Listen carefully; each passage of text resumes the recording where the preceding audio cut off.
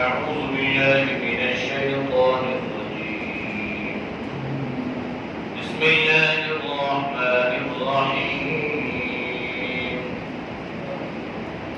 قل أي شيء أكبر شهادة قل الله شهيد بيني وبينكم وأوحي إلي هذا القرآن لأنذركم به ومن بلغ أئنكم لتشهدون أن مع الله آلهة أخرى قل لا أشهد قل إنما هو إله واحد وإنني بريء مما تشركون الذين آتيناهم الكتاب يعرفونه كما يعرفون أبناءهم الذين خسروا أنفسهم فهم لا يؤمنون ومن أظلم ممن افترى على الله كذبا أو كذب بآياته إنه لا يفلح الظالمون صدق الله العظيم. ترجمہ قل کہہ دیجیے ایو کون سی شیء چیز اکبر بڑی ہے شہادت اعتبار گواہی کے. قل کہہ دیجیے اللہ اللہ شہید گواہ ہے بینی میرے درمیان و بینکم اور تمہارے درمیان وحی اور وحی کی گئی الیہ میری طرف ھذا القرآن اس قرآن کی لأنذرکم تاکہ تمہیں ڈرایا جائے یا میں ڈراؤں تمہیں بھی اس کے ساتھ ومن اور یہ شخص کو بالا وہ پہنچے اِنَّکُمْ کیا تم لَتَشْهَدُونَ البتہ گواہی دیتے ہو اَنَّ بے شک مع اللہ ساتھ اللہ کے آلیۃ معبود ہیں اخرى دوسرے. قل کہہ دیجیے لا اشہد میں گواہی نہیں دیتا. قل کہہ دیجیے انما بے شک هو الہ وہ معبود ہے واحد ایک ہے وَإِنَّنِي اور بے شک میں بریء بیزار ہوں الگ ہوں مما ان چیزوں سے تشرکون جو تم شریک ٹھہراتے ہو.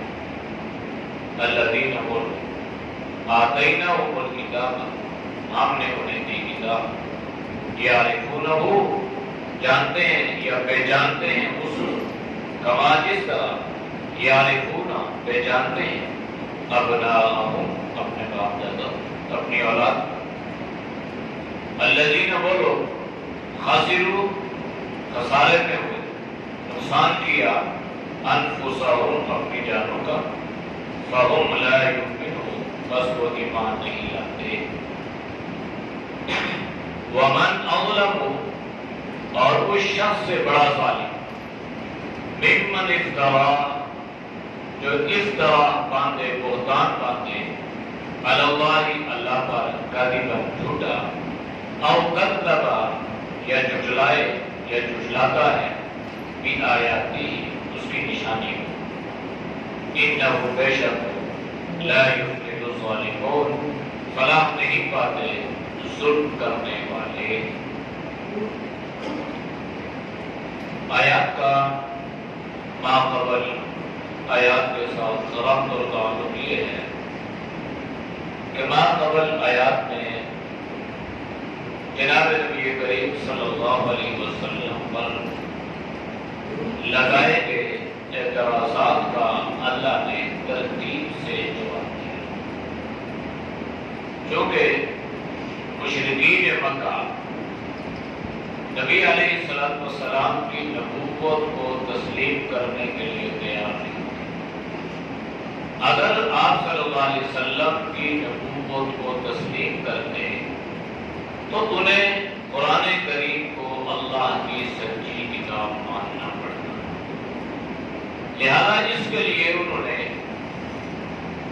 یہ سہارا اور یہ طریقہ اور یہ راستہ اختیار کر لیا کہ آپ علیہ الصلوۃ والسلام کی نبوت کو تسلیم نہ کیا۔ پھر اللہ نے تفصیلاً قل یہ پیچھے آیات میں تقریباً سب سے زیادہ قل آئے، اس میں اللہ نے آپ صلی اللہ علیہ وسلم کو حکم دیا کہ آپ کا یہ اعتراض، آپ انہیں یہ جواب دیں، آپ کے بارے میں ان کا یہ رویہ، آپ انہیں یہ جواب دیں۔ پھر اللہ نے فرمایا کہ یہ ایسے بیہودہ اور بیوقوف لوگ ہیں کہ میری ذات اور میری صفات میں انہوں نے میری مخلوق میں سے انہوں نے الہ بنا لی، معبود بنا لیے، مشکل کشا اور حاجت روا۔ حالانکہ آپ ان سے پوچھیں کہ اگر آپ کو کوئی تکلیف پہنچتی ہے، ضرر پہنچتا ہے تو اس سے کون دور کرتا؟ تو یہ کہیں گے اللہ، لیکن کہتے تو ہے، مانتے نہیں، اس لیے یہ ماننا پڑے گا۔ صرف کہنا کافی نہیں ہے، جب تک کہ اس بات کو یہ تسلیم نہیں کریں گے اور اس پر عمل نہیں کریں گے۔ تو آج کی آیات میں اللہ نے آپ صلی اللہ علیہ وسلم پہ اور لگائے گئے الزام یا اعتراض کا جواب دیا۔ ایک تو بات پیچھے گزر چکی تھی کہ ہم کس طرح اس بات کو تسلیم کر لیں کہ آپ اللہ کے نبی ہیں، تو پھر انہوں نے یہ کہا کہ ہم کس طرح تسلیم کریں گے کہ کوئی فرشتہ انسانی شکل میں آئے اور آ کے ہمیں یہ بات باور کروائے، ہمیں سمجھائے کہ آپ اللہ کے نبی ہیں، تو پھر ہم مان لیں گے۔ تو اللہ نے فرمایا کہ اگر فرشتہ انسانی شکل میں آئے تو اس پر بھی تو یہ اعتراض کریں گے اور یہ کہیں گے کہ ہمیں کیا پتا یہ فرشتہ ہے یا انسان ہے۔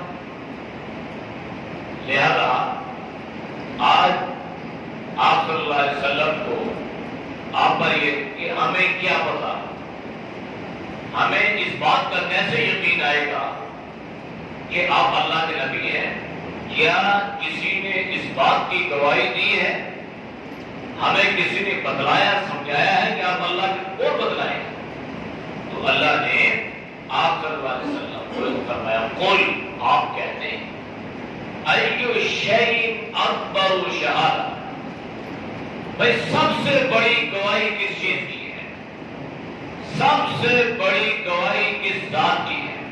یعنی آپ کہتے ہو نا ہمیں مجھے اس بات کی کوئی تصدیق کرے، کوئی اس بات کی گواہی دے کہ آپ اللہ کے نبی ہیں، تو اللہ نے فرمایا کہ آپ ان سے پوچھیں، ان سے کہیں کہ کس بات کی گواہی، یا کس ذات کی گواہی تم کہتے ہو اور وہ تمہیں اس بات کی گواہی دے کہ میں اللہ کا نبی ہوں؟ تو قل، اللہ نے پھر فرمایا قل، اے نبی آپ کہتے ہیں اللہ، یعنی سب سے بڑا گواہ اللہ خود ہے۔ اب ان مشرکین کے سامنے لفظ اللہ کو گواہ بنا کر اس لیے پیش کیا گیا کہ وہ اللہ کی ذات کے تو قائل تھے نا، انبیاء علیہ السلام کو مانتے تھے، اللہ کی ذات کے قائل تھے، لیکن اس اعتبار سے تھے کہ کسی کو اللہ کا بیٹا بنا لیا اور کسی کو اللہ کا شریک اور پارٹنر بنا، قائل تھے، مانتے تھے اللہ کو کہ اللہ ہے، لیکن کہتے تھے کہ یہ بھی اللہ کا بیٹا ہے۔ وقالت الیہود عزیر ابن اللہ وقالت النصارى المسیح ابن اللہ، اللہ کا بیٹے۔ نصارہ نے اللہ کو مانا، یہود نے اللہ کو مانا، حضرت عزیر کو اللہ کا بیٹا قرار دیا۔ نصارہ نے اللہ کو مانا، حضرت عیسیٰ کو اللہ کا بیٹا قرار دیا۔ تو ان سے یہ کہا گیا کہ بھائی اللہ کو مانتے ہو نا، تو پھر اللہ سب سے بڑا اس بات کا گواہ ہے کہ میں اللہ کا نبی ہوں۔ اب اس پر اعتراضات بھی اٹھے، اشکالات بھی پیدا ہوئے، تو اللہ نے فرمایا شہید بینی و بینکم، آپ اس لیے کہتے ہیں کہ اللہ میرے اور آپ کے درمیان گواہ ہے۔ اب یہ لوگ اس گواہی کو چھپا رہے تھے۔ اب نصارہ کے سامنے اللہ کیسے گواہ بن گیا کہ آپ اللہ کے نبی ہیں؟ سید کے سامنے اللہ کیسے گواہ بن گیا کہ آپ اللہ کے نبی ہیں؟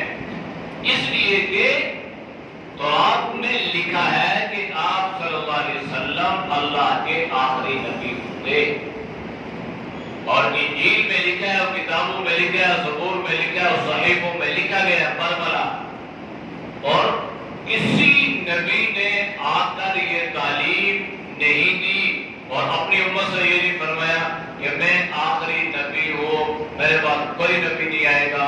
یہ صرف جناب نبی کریم صلی اللہ علیہ وسلم نے فرمایا کہ میں آخری نبی ہوں اور میرے بعد کوئی نبی نہیں ہے۔ وہ انبیاء علیہ السلام کو مانتے تھے، لیکن انبیاء علیہ السلام کی تعلیمات کو نہیں مانتے۔ اب حضرت عزیر کو مان رہے ہیں، اللہ کا بیٹا، بڑی عظمت دے رہے ہیں اپنی طرف سے کہ آپ تو اللہ کے بیٹے ہیں، لیکن اللہ کے اس بیٹے کے نعوذ باللہ بات ماننے کے لیے تیار نہیں تھے کہ حضرت عزیر علیہ السلام نے انہیں یہ سمجھایا کہ اللہ ایک ہے اور اللہ اپنی ذات اور صفات میں کوئی شریک نہیں رکھتا۔ یہ حضرت عزیر حضرت عیسیٰ علیہ السلام کی تعلیمات کو اللہ نے قرآن میں کھول کھول کے بیان کر دی ہے، لیکن یہ لوگ ایک طرف تو کہتے ہیں کہ ہم انبیاء کو مانتے ہیں، لیکن ان کی تعلیم، ان کا عقیدہ اور نظریے کو اپنانے کے لیے تیار نہیں تھے۔ بالکل اگر ہم اس بات کو اپنے اوپر فٹ کریں اور اپنے سامنے رکھیں، یہ بات آج ہمیں بھی نظر آتی۔ ہم کہتے ہیں ہم رسول اللہ صلی اللہ علیہ وسلم کو مانتے ہیں، ہر بندہ دعویٰ کرے گا، لیکن جناب نبی کریم صلی اللہ علیہ وسلم کی تعلیمات، آپ کے احکامات، یہ ہماری عملی زندگی میں نظر نہیں آتے۔ دعویٰ ہے مانتے ہیں، غمی ہے تو بھی آپ علیہ السلام کا دین، آپ کی شریعت، آپ کے احکامات نظر نہیں آئیں گے، اور اگر کہیں پر خوشی ہے تو بھی نظر نہیں آئیں گے۔ تو اس لیے وہ لوگ بھی کہتے تھے مانتے ہیں، لیکن تعلیمات کو نہیں مانتے تھے، عقائد و نظریات پہ توجہ نہیں تھی، اور ہماری بھی کیفیت ان سے اس اعتبار سے ملتی ہے۔ تو فرمایا کہ دیکھو اللہ گواہ ہے میرے اور آپ کے درمیان، اور وہ گواہی کس کے ذریعے سے ہے؟ وَأُوحِيَ إِلَيَّ هَٰذَا الْقُرْآنُ، یعنی اللہ نے اس قرآن کریم کے ذریعے سے میرے اوپر وحی فرمائی ہے۔ قرآن کا آنا میری نبوت کی دلیل ہے، قرآن کا اترنا میری نبوت کی صداقت کی دلیل ہے، اس لیے کہ اللہ کی کتابیں غیر نبی پہ نہیں اترتی، اللہ کی کتاب، اللہ کی وحی جو ہے جس پہ اترے گی وہ نبی۔ اس لیے اللہ نے ان سے فرمایا کہ دیکھو اللہ اس بات کا گواہ ہے کہ آپ اللہ کے نبی ہیں، اور اللہ نے اس گواہی پر دلیل کیا دی؟ ٹھیک ہے نا، دنیا کا ایک ضابطہ اور ایک دستور ہوا کرتا ہے، وہ ضابطہ اور دستور یہ ہے کہ کسی اعتبار سے گواہ کا ہونا بڑا ضروری ہے۔ آپ کسی بات کا دعویٰ کریں گے، بھائی مجھے اس بات کا دعویٰ ہے، تو پھر شریعت یہ کہتی ہے کہ اس دعوے پر آپ دلائل بھی پیش کریں۔ اگر آپ دعوے پر دلائل پیش نہیں کریں گے تو دعویٰ خارج ہو جائے گا، آپ کے دعوے کی حیثیت ختم ہو جائے گی۔ حیثیت تب بنے گی جب آپ اس پر دلائل دیں گے۔ تو اللہ نے جب دعویٰ کیا نا کہ اللہ گواہ ہے، وہ سب سے بڑی گواہی اللہ کی ہے، تو اللہ نے اس گواہی پر ایک دلیل پیش کی، اور وہ دلیل کیا ہے؟ اللہ کا قرآن ہے۔ کو یہ قرآن اللہ نے اتارا تاکہ اس کے ذریعے سے میں تمہیں ڈراؤں، یہ ڈرانا، یہ دعویٰ تھا، اور اس پہ اللہ نے یہ دلیل دی ہے۔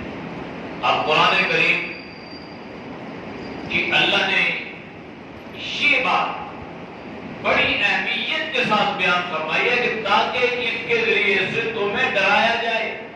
اب یہ نہیں فرمایا کہ اس کے ذریعے سے تمہیں بشارتیں دی جائیں۔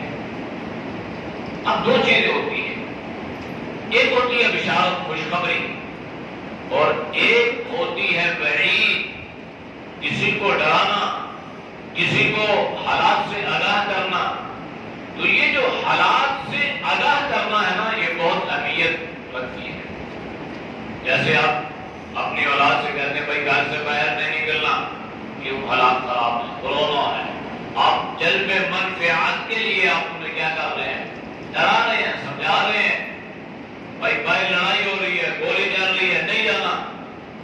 آپ یہاں پہ فضائل نہیں بیان کر رہے بلکہ آپ ان کو وعید سنا رہے ہیں، ڈر سنا رہے ہیں تاکہ یہ بات فوراً اس پہ اثر کرے اور یہ جانے سے رک جائے۔ تو اس لیے قرآن کریم کے بارے میں تبارک الذی نزل الفرقان علی عبدہ لیکون للعالمین نذیرا، تاکہ اس طریقے سے عالم کو ڈرایا جائے۔ بھائی قرآن میں اللہ نے جنت کا ذکر کیا ہے، قرآن میں اللہ نے جہنم کا ذکر کیا ہے، قرآن میں اللہ نے آنے والے حالات کا ذکر کیا ہے، قرآن میں آنے والی زندگی کا اللہ نے تفصیل ذکر فرما دیا۔ کیا آپ کی جو یہ زندگی ہے نا جس سے آپ جا رہے ہیں، یہ آپ کی زندگی یہ ہمیشہ کی زندگی یا پائیدار زندگی یا باقی رہنے والی زندگی نہیں ہے۔ قرآن نے ذکر کیا قد افلح من تزکیٰ وذکر اسم ربہ فصلی بل تؤثرون الحیاۃ الدنیا والآخرۃ خیر وابقیٰ۔ اب یہ قرآن نے آخرت کا ذکر کیا کہ وہ جو آخرت کی زندگی ہے وہ اس دنیا کی زندگی سے خیر اور بہتر بھی ہے۔ دنیا بھی ہے لیکن وہ اس سے بہتر ہے۔ کیوں؟ دنیا میں ہم جس زندگی سے گزر رہے ہیں ہمارے لیے مختلف قسم کے حالات اور واقعات، کبھی صحت ہے، کبھی بیماری ہے، کبھی خوشحالی ہے، کبھی تندرستی ہے۔ تو یہ حالات اور واقعات دنیا میں انسان پہ آئیں گے، ہر چیز کے پیچھے اللہ نے ایک کانٹا لگا دیا۔ غمی ہے تو ہمیشہ کی نہیں، خوشی ہے تو ہمیشہ کی نہیں، صحت ہے تو ہمیشہ کی نہیں، اسی طرح بیماری ہے، یہ سارے۔ لیکن آخرت میں یہ چیزیں نہیں۔ اگر اللہ نے جنت کی صورت میں وہ گھر اور مکان عطا کر دیا تو پھر وہاں پہ صحت ہوگی، بیماری نہیں ہے، وہاں پہ خوشی ہوگی، غمی نہیں ہے، وہاں پہ راحت ہوگی، تکلیف نہیں ہے، وہاں پہ زندگی ہوگی، موت نہیں ہے۔ اس لیے اللہ نے والآخرۃ خیر وابقیٰ، اللہ نے فرمایا وابقیٰ، اور باقی رہنے والی۔ اور آخرت کی زندگی یہ دنیا کی زندگی ہے، یہ باقی رہنے والی نہیں۔ تو اللہ نے ان حالات سے آگاہ کیا۔ پھر آگے اللہ نے فرمایا ایک وقت آئے گا کہ اللہ سب کو ایک میدان میں جمع کرے گا۔ پھر اللہ فرمائے گا اقرأ کتابک، بھائی اب اعمال کا وقت گزر چکا ہے، اب نتیجہ رزلٹ آئے گا، اور وہاں پہ اللہ فرمائے گا وہ اپنا رزلٹ پڑھو، بھائی اپنی کتاب پڑھو۔ اور وہ کتاب اللہ جس انداز سے دے گا، اللہ نے قرآن میں اس کا ذکر فرمایا وَأَمَّا مَنْ أُوتِيَ كِتَابَهُ بِيَمِينِهِ وَأَمَّا مَنْ أُوتِيَ كِتَابَهُ وَرَاءَ ظَهْرِهِ۔ اللہ نے دونوں کا، دائیں ہاتھ میں اللہ نے کتاب دے دی تو کامیاب، اور بائیں ہاتھ میں اگر خدا نخواستہ مل گئی تو فَسَوْفَ يَدْعُو ثُبُورًا وَيَصْلَىٰ سَعِيرًا کی صورت میں ناکامی۔ تو یہ حالات سے اللہ نے جو آگاہ کر دیا، اس لیے اللہ نے فرمایا لِأُنذِرَكُم بِهِ، تاکہ اللہ کے نبی فرمایا تاکہ میں تمہیں اس قرآن کے ذریعے سے ڈراؤں کہ بھائی اس قرآن میں اللہ نے کیا لکھا ہے، کیسی زندگی گزارو گے تو کامیاب ہو جاؤ گے اور کیسی زندگی گزارو گے تو ناکام ہو جاؤ گے۔ وَمَن بَلَغَ، اور جس کو یہ قرآن پہنچے، یعنی آپ کو تو پہنچ چکا ہے نا، آپ تو حاضرین ہیں، لیکن چونکہ یہ قرآن اللہ کی آخری کتاب ہے، یعنی جس کو یہ اللہ کا قرآن پہنچتا چلا جائے گا دقات در دقات اور نجات کے ذریعے سے، تو گویا اس کو پہنچانا اصل میں اس کو آخرت کے عذاب سے ڈرانا ہے جس کو یہ، اور یہ اجتماعی اور انفرادی طور پر ہر مسلمان کی ذمہ داری ہے۔ اب اللہ نے قرآن میں خود ذکر فرمایا یا ایھا الرسول بلغ ما انزل الیک من ربک وَإِن لَّمْ تَفْعَلْ فَمَا بَلَّغْتَ رِسَالَتَهُ وَاللَّهُ يَعْصِمُكَ مِنَ النَّاسِ۔ اے رسول، جو احکامات اللہ کی طرف سے آپ کو پہنچے ہیں آپ ان کو لوگوں تک پہنچائیں، اور اگر خدا نخواستہ آپ نے ایسا نہ کیا تو آپ نے نے منصب رسالت کا حق ادا نہیں. پھر رہ گئی یہ بات کہ مخالفین بہت زیادہ ہیں، اذیتیں اور تکلیفیں بہت زیادہ ہیں. آپ ان کی فکر نہ کریں. واللہ یعصمک من الناس، اللہ کا پیغام اللہ کے بندوں تک پہنچانا آپ کی ذمہ داری. آپ کی جان کی حفاظت کرنا میری ذمہ داری. میں حفاظت کروں گا. اللہ فرمائے لوگوں سے میں بچاؤں گا. پھر اللہ نے کیسے وعدہ نبھایا، کیسا وعدہ اللہ نے نبھایا کہ 100 تلواریں اور چھوٹا سا گھر آپ کا آستانہ مبارک فاصلہ کیا ہوا، بڑے بڑے سرداروں کی تلواریں نیام سے نکلی ہوئی ہیں، اور وہ اس انتظار میں ہے کہ آپ گھر سے باہر نکلیں گے، ہم سارے آپ پہ یک بار حملہ کریں گے تو کسی پر کوئی قصاص نہیں آئے گا. ہم سے کوئی کیا مطالبہ کرے گا؟ 100 بڑے بڑے قبیلوں کے مختلف، کون کون ادا کرے گا؟ اگر کیا بھی تو سارے مل کے تھوڑا تھوڑا ادا کرتے ہیں. تو اس انداز سے انہوں نے، تو اللہ نے کیا کیا؟ وَجَعَلْنَا مِن بَيْنِ أَيْدِيهِمْ سَدًّا وَمِنْ خَلْفِهِمْ سَدًّا فَأَغْشَيْنَاهُمْ فَهُمْ لَا يُبْصِرُونَ. اللہ کے نبی نکلے گویا اللہ نے ان کے درمیان ایک دیوار حائل کر دی. فَأَغْشَيْنَاهُمْ، اللہ فرما رہے ہیں گویا ہم نے ان کو اندھا کر دیا، وہ کچھ دیکھ نہیں سکتے. اب یہ اللہ حفاظت کر رہا ہے. اللہ نے وعدہ کیا حفاظت کروں گا، تو اللہ نے کس انداز سے حفاظت کی. بدر میں حفاظت کی، احد میں حفاظت کی، اور کتنے کتنے بڑے آپ پہ حملے ہوئے، زہر دی گئی، تو اللہ حفاظت کرتا رہا. لیکن اللہ نے فرمایا کہ آپ نے یہ کام کرنا ہے.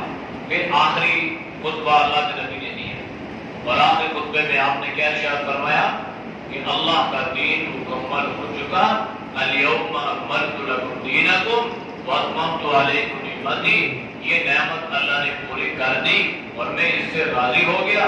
لہذا اب آپ نے کیا کرنا ہے؟ تو اللہ کے نبی نے ذمہ داری امت کے سپرد فرما دی. یعنی پہلے ذمہ داری نبوت کی تھی، نبوت نے یہ کام صحابہ تک پہنچا دیا. پھر اللہ نے صحابہ کی ذمہ داری لگا دی کہ اب آپ نے اس ذمہ داری کو لے کر غائبین تک جانا ہے اور اللہ کا دین ان تک پہنچانا ہے. پھر صحابہ تابعین تک، اور تابعین تبع تابعین، پھر ائمہ، پھر محدثین اور فقہاء، اور یہ سارا سلسلہ چلتا چلتا اللہ نے آج ہم تک پہنچایا ہے. یہ جو ہم تک پہنچا اس کے پیچھے محنتیں ہیں. ابھی کوئی ایسا وائرس نہیں تھا کہ اس کو عوام میں کر دیا اور سارے نہیں. اس کے پیچھے جان، اس کے پیچھے مال، اس کے پیچھے اولاد کی قربانی دی گئی. اور آج ہمارے ایسے لوگوں تک یہ دین پہنچا ہے، اور آج ہم اس ذمہ داری سے غافل ہیں، اور ہمیں یہ احساس اور یہ شعور نہیں ہے کہ جس طرح یہ دین ہم تک پہنچا گیا، اب ہم نے اس دین کو آگے والوں تک پہنچانا ہے. تو یہ اللہ فرما رہے ہیں آپ کو بھی ومن بلغ، اور جس تک یہ پہنچے. مقصود اللہ کا پیغام اللہ کے بندوں تک پہنچانا اور ان کو عذاب جہنم سے ڈرانا ہے. أَإِنَّكُمْ لَتَشْهَدُونَ أَنَّ مَعَ اللَّهِ آلِهَةً أُخْرَىٰ، کیا تم اس بات کی گواہی دیتے ہو کہ اللہ کے سوا کوئی اور معبود بھی ہے، یا اللہ کے ساتھ کوئی اور بھی شریک ہے جو اللہ کی مدد کر رہا ہے؟ اللہ بارش نہیں برسا سکتا، اللہ کسی سے ہیلپ لے رہا ہے، مدد لے رہا ہے. اللہ اولاد نہیں دے سکتا، اللہ اس بارے میں کسی سے مدد لے رہا ہے. أَنَّ مَعَ اللَّهِ آلِهَةً أُخْرَىٰ، کیا تم اس بات کی گواہی دیتے ہو کہ اللہ کے ساتھ اور بھی معبود الہ مشکل کو حاجت روا ہے؟ قل، اے نبی صلی اللہ علیہ وسلم آپ کہہ دیجئے لا اشہد، میں اس بات کی گواہی اس لیے کہ میں تو اس بات کی گواہی دیتا ہوں کہ اللہ ایک ہے اور اللہ کی ذات و صفات میں اللہ کا غیر شریک نہیں. قل کہہ دیجئے انما هو الہ واحد، کہ بے شک وہ جو الہ ہے، وہ جو معبود ہے، وہ جو مشکل کشا اور حاجت روا ہے، وہ ایک ہی ہے، وہ ایک ہے. اللہ نے قرآن میں ذکر کر دیا ہے نا خود ہی، اگر دو ہوتے، تمہارے دو معبود ہوتے، تم دو الہوں کی پرستش کرتے، تو اللہ نے فرمایا پھر کیا ہو جاتا؟ لفسدتا، کہ زمین پر فساد ہو جاتا۔ فسبحان اللہ، اس لیے اللہ دوسرے معبود رکھنے سے پاک ہے۔ تو اللہ اپنے ذات اور صفات میں اتنا غیور ہے کہ اس شرارت کو اللہ برداشت نہیں کرتا۔ سارے کوتاہیاں، سارے گناہ اللہ برداشت کر لیتا ہے، لیکن اللہ کی ذات اور اللہ کی صفات میں اگر اللہ کی مخلوق میں سے کسی کو شریک بنایا جائے گا تو اللہ اس بارے میں بہت غیور ہے، اللہ اس کو پسند نہیں فرماتا۔ اس لیے اللہ نے قرآن میں ذکر فرما دیا کہ جس نے رائی کے دانے کے برابر بھی شرک کر دی، انما حرم، بے شک جس نے شرک کیا تو اللہ نے اس پر جنت اس پر حرام کر دی۔ جس نے اللہ کی ذات اور اللہ کی صفات میں اللہ کے غیر کو شریک کر لیا، جنت اس پہ کیا ہو گئی؟ حرام ہو گئی۔ تو اس لیے معبود ایک ہے، الہ ایک ہے جس کی عبادت، تو جس کی عبادت کی جائے گی وہ مشکل کشا بھی ہوگا، وہ حاجت روا بھی ہوگا، وہ اولاد دینے والا بھی کوئی ہوگا۔ وَإِنَّنِي بَرِيءٌ مِّمَّا تُشْرِكُونَ، اور بے شک میں اس بات سے بری ہوں، بیزار ہوں جو تم اللہ کی ذات میں دوسروں کو شریک کرتے ہیں۔ آپ صلی اللہ علیہ وسلم نے واضح طور پہ مشرکین مکہ کے سامنے اپنے مشن کا اعلان فرما دیا۔ اس میں کوئی ڈر نہیں ہے، کوئی جھجک نہیں ہے، اس لیے کہ تو اللہ کا پیغام ہے۔ قُلْ يَا أَيُّهَا الْكَافِرُونَ لَا أَعْبُدُ مَا تَعْبُدُونَ۔ یہ ایک وقت آیا کہ اللہ کے نبی نے واضح طور پہ للکار کے کہا، اب یہ نہیں فرمایا یا ایھا الذین، بلکہ قل یا ایھا الکافرون، اے کافرو، کسی کمان میں مت رہنا، لا اعبد ما تعبدون، میں اس چیز کی عبادت نہیں کر سکتا جس کی تم کرتے ہو۔ لہٰذا یہ گمان چھوڑ دو کہ مسلمان تمہاری پرستش کریں اور مسلمان تمہارے طریقے پہ چل پڑیں اور مسلمان تمہاری تہذیب اور ثقافت کو اپنانا شروع کر دیں۔ نہیں، مسلمان اپنی تہذیب رکھتا ہے، مسلمان اپنی ثقافت رکھتا ہے، اور مسلمان اس تہذیب کو اختیار کرتا ہے جس کا درس جناب نبی کریم صلی اللہ علیہ وسلم نے دیا۔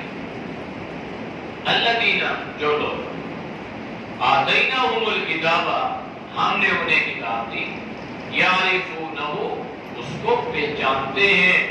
اچھا، ایک ہے یعلمون، جاننا، اور ایک ہے پہچاننا۔ جاننے میں کئی صورتیں آتی ہیں۔ ایک آدمی غائبانہ کسی کا تعارف کرواتا ہے، بندہ کہتا ہے میں اسے جانتا ہوں، اور پہچاننا تب ہوتا ہے جب اس سے بائی فیس ملاقات بھی بندہ کہتا ہے میں اسے پہچانتا ہوں۔ تو اللہ نے یہاں پہ جاننے کا ذکر نہیں کیا، کرتے دوسری آیات میں اللہ نے جاننے کا ذکر کیا، یہاں اللہ نے پہچان کا ذکر کیا۔ عارف باللہ، اللہ کو پہچان، عارف پہچاننے والا، اس لیے ہم اللہ کو پہچاننے والے بن جائیں۔ جانتے تو ہیں کہ اللہ خالق ہے، اللہ مالک ہے، اللہ رازق ہے، لیکن آج تک اللہ کو ہم نے پہچانا نہیں ہے۔ تو اللہ کو پہچاننا جائے، جس کو کہتے ہیں عارف باللہ، یعنی اللہ کا پہچاننے والا۔ تو اللہ نے ذکر فرمایا آتیناہم الکتاب، ہم نے انہیں کتاب دی، یعرفونہ، وہ اس کو پہچانتے ہیں، کما یعرفون ابناءہم، جس طرح کہ وہ اپنی اولاد کو پہچانتے ہیں۔ مشرکین مکہ آپ صلی اللہ علیہ وسلم کو اس انداز سے پہچانتے تھے۔ یعنی آپ کے لیے یہ ان لوگوں کے لیے یہ کوئی نئی بات نہیں تھی، وہ تو کتابوں میں سلسلے چلے آ رہے تھے۔ اب وہ کہتے ہیں جی ہم بیت اللہ کے متولی بھی ہیں، مسجد حرام کو تعمیر کرنے والے بھی ہیں، حاجیوں کو پانی پلانے والے بھی ہیں۔ تو بھائی حج کس کے لیے کیا جا رہا ہے؟ اللہ کے لیے۔ اور مناسک حج کس نے سکھائے؟ حضرت ابراہیم نے۔ تو حضرت ابراہیم کی تعلیم کیا تھی؟ انی وجہت وجہ للذی فطر السماوات والارض۔ مشرکین مکہ اس ساری بات کو سمجھتے تھے، اور آپ صلی اللہ علیہ وسلم کو اس انداز سے پہچانتے تھے جس طرح کوئی آدمی اپنی اولاد کو پہچانتا ہے۔ لیکن یاد رکھیں، ایمان کی توفیق اللہ کی طرف سے، اگر دل سیاہ نہ ہو جائے، سخت نہ ہو جائے، اس میں قساوت نہ آئے، تو پھر اللہ انسان کے لیے ہدایت کے راستے کھولتے ہیں اور اللہ اس کے لیے ہدایت کے اسباب پیدا کر کے اس کو ہدایت کی دولت عطا کر دیتے ہیں۔ لیکن جب قساوت قلبی آ جائے نا، دل میں سختی پیدا ہو جائے، تو پھر انسان ہر نرمی سے، بلکہ اللہ کے نبی نے فرمایا کہ پھر انسان ہر خیر سے محروم ہو جاتا ہے۔ تو ان میں یہ قساوت آ چکی تھی آپ کی دشمنی کی وجہ سے، لہذا وہ لوگ جان کر بھی ہدایت سے محروم ہوئے۔ جب وہ ہدایت سے محروم ہو گئے تو نقصان کس کا ہوا؟ اللہ نے ذکر فرمایا الذین خسروا انفسهم فهم لا یؤمنون، یہ وہ لوگ ہیں جنہوں نے ایمان نہ لا کر اپنا ہی نقصان کیا۔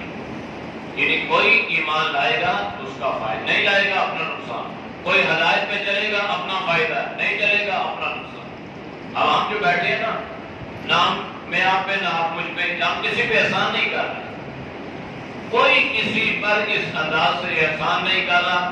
اگر کوئی کر رہا ہے تو وہ اپنے ہی بھلے اور اپنے ہی فائدے کے لیے، آپ کا بھلا میرا بھلا۔ میں یہ چاہتا ہوں میرا علم نافع بن جائے، اور آپ یہ چاہتے ہیں کہ ہمیں اللہ کی پہچان ہو جائے اللہ کے قرآن کے ذریعے سے، اور اگر ہم یہ نہیں کریں گے تو اللہ کسی اور کو کھڑا کر دے۔ اللہ میرے اور آپ کو محتاج تو نہیں ہے۔ اللہ نے قرآن میں ذکر فرمایا کہ اگر آپ اس ذمہ داری کو نہیں نبھاؤ گے اور اس انداز سے نہیں چلو گے تو یاد کہ خلق جدید نئی مخلوق پیدا کروں گا، نئے لوگ آپ کی جگہ پیدا کروں گا، وہ دین کا کام کریں۔ اس لیے اگر اللہ کوئی کام لے تو اس پہ اللہ کا شکر ادا کرنا چاہیے، اور اگر کہیں پر کوئی کمی بیشی ہو گئی تو اپنا نقصان ہے، کسی کا نقصان نہیں۔ وَمَنْ أَظْلَمُ مِمَّنِ افْتَرَىٰ، اب اللہ نے ان مشرکین کے سامنے ایک الزامی جواب رکھا کہ بھائی ایک طرف سے تو آپ یہ کہتے ہو کہ آپ صلی اللہ علیہ وسلم صادق اور امین ہیں، آپ سچ بولتے ہیں، آپ امانت دار ہیں، اور دوسری طرف سے ان پر یہ گمان رکھتے ہو کہ آپ اللہ کے نبی نہیں ہیں، اور یہ دعویٰ کر رہے ہیں کہ میں اللہ کا نبی ہوں، تو کیسے یہ جھوٹ بول سکتے ہیں؟ اللہ نے فرمایا کہ بھائی اس آدمی سے بڑا جھوٹا انسان کون ہو سکتا ہے، بڑا ظالم آدمی کون ہو سکتا ہے؟ یعنی سب سے بڑا ظالم وہ ہے جو اللہ کی طرف جھوٹی بات کو منسوب کر دے۔ تو اللہ نے فرمایا نا کہ آپ ظالم نہیں ہیں، آپ جھوٹے نہیں ہیں، آپ اللہ کے نبی ہیں، اور فرمایا کہ جو اس طرح کا دعویٰ کرے گا اور نبی نہیں ہوگا وہ سب سے بڑا ظالم ہوگا۔ یہ اللہ نے ان کو فرمایا ایک طرف تو آپ کہتے ہو کہ آپ جو ہے سچے ہیں اور آپ جھوٹ نہیں بولتے، تو جو انسانوں کے ساتھ جھوٹ نہیں بول سکتا وہ اللہ کی ذات پر کیسے جھوٹ بول سکتا ہے؟ یہ اللہ کی طرف کیسے جھوٹی بات منسوب کر سکتا ہے؟ جھوٹ تو ایسی برائی ہے نا، ایسا ہی لعنت ہے اور اتنا بڑا گناہ ہے کہ اس پر ہر وقت اللہ کی لعنت پڑتی رہتی ہے۔ بات گناہ ایسے ہوتے ہیں نا، بندے نے گناہ کیا، اس پہ گناہ کا اس پہ وبال لکھ دیا گیا یا وہ سے، لیکن یہ جھوٹا ایسا آدمی ہے کہ یہ لعنت اللہ علی الکاذبین کا مستحق بنا رہتا ہے۔ اور جھوٹ جو ہے یہ بہت ناپسندیدہ عمل ہے۔ ایک صحابی جناب نبی کریم صلی اللہ علیہ وسلم کی خدمت میں شخص ایمان لائے بھی زیادہ دین کی سمجھ نہیں ہے، کلمہ تو پڑھ لیا، لیکن وہ زمانے جاہلیت کے کچھ رسم و رواج طریقے اور وہ ثقافت ابھی ذہن میں ہے۔ اللہ کے نبی کی خدمت میں حاضر ہوئے اور فرمانے لگے اللہ کے نبی میرے اندر یہ عیب ہے، یہ برائیاں کرتا ہوں، اب ایک وقت میں سب چھوڑ دینا یہ میرے لیے بہت ناممکن ہے، کیسے چھوڑ سکتا ہوں؟ البتہ ان میں سے کوئی ایک آپ مجھے فرما دیں تو چھوڑ دوں، پھر اسٹیپ بائی اسٹیپ چھوڑنے کی کوشش کروں گا۔ تو اللہ کے نبی حکیم حکمت مذاق کو سمجھنے والے تھے۔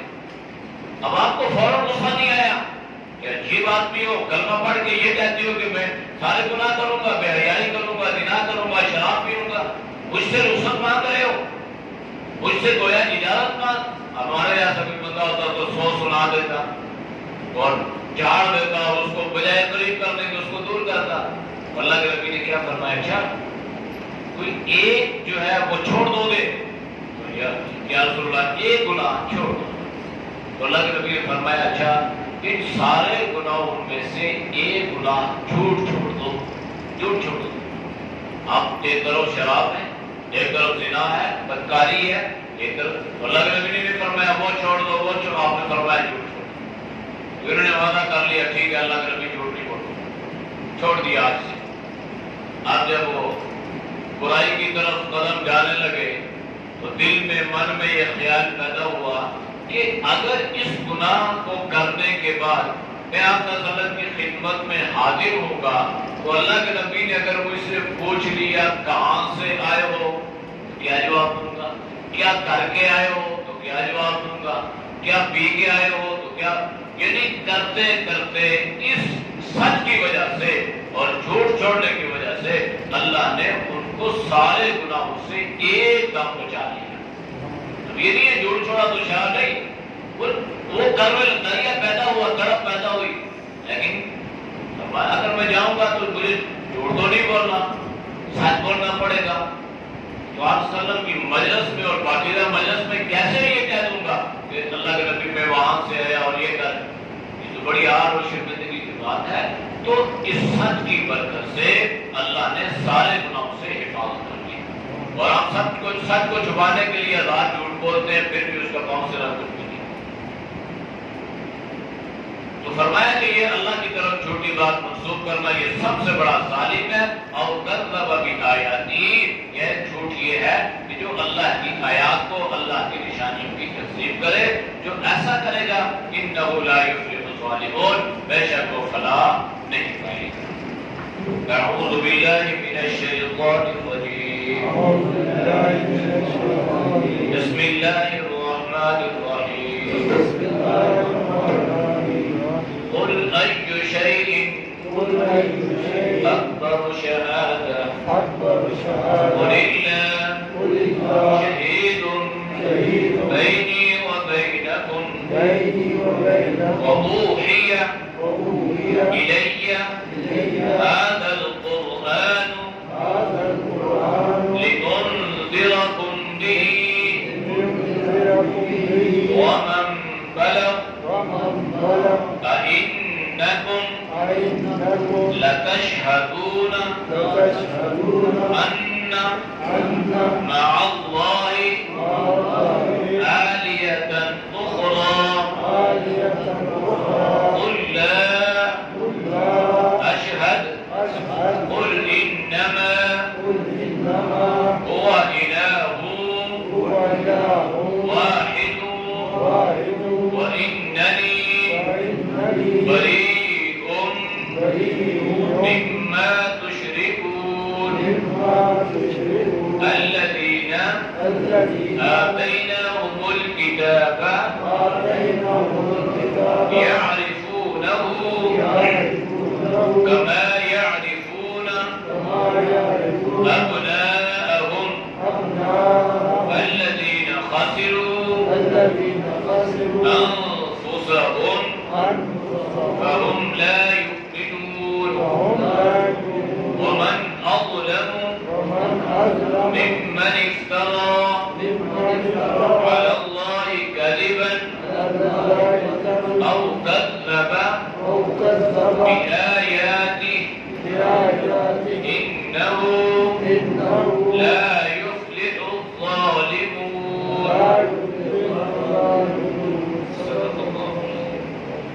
الحمد لله رب العالمين والعاقبة للمتقين والصلاة والسلام على النبي وعلى آله وصحبه أجمعين۔ یا اللہ ہم سب کے سر پہ کرم کو معاف فرما، یا اللہ ہم سے ہماری حفاظت فرما، یا اللہ ہم سب کو دین کی محنت کے لیے قبول فرما، یا اللہ اس علم کو، اس قرآن کو یا اللہ ہم سب کے لیے نافع بنا، یا ارحم الراحمین اس کی تعلیمات پر ہم سب کو عمل کی توفیق نصیب فرما، اور یا اللہ اس کی اشاعت کرنے کی سعادت نصیب فرما۔ یا اللہ جتنے لوگ دعا بزرگ کری دعا کے لیے درس قرآن سنتے ہیں اللہ ان کے سننے کو قبول فرما۔ یا اللہ تو سب کی جان میں، مال میں، ایمان میں، اولاد میں اللہ کو برکت عطا فرما۔ ہر بیماری سے، ہر وائرس سے، ہر پریشانی مصیبت سے، ہر شر سے اللہ تو ہم سب کی حفاظت فرما۔ یا اللہ جتنے بیمار ہیں گھروں میں، اسپتالوں میں، یا اللہ اپنے فضل سے، اپنے کرم سے یا اللہ تو سب کو شفاء کلی عطا فرما۔ جو پریشان حال ہیں اللہ ان کی پریشانی کو دور فرما۔ صلی اللہ تعالی علی نبی وعلى آله وصحبه أجمعين برحمتك يا أرحم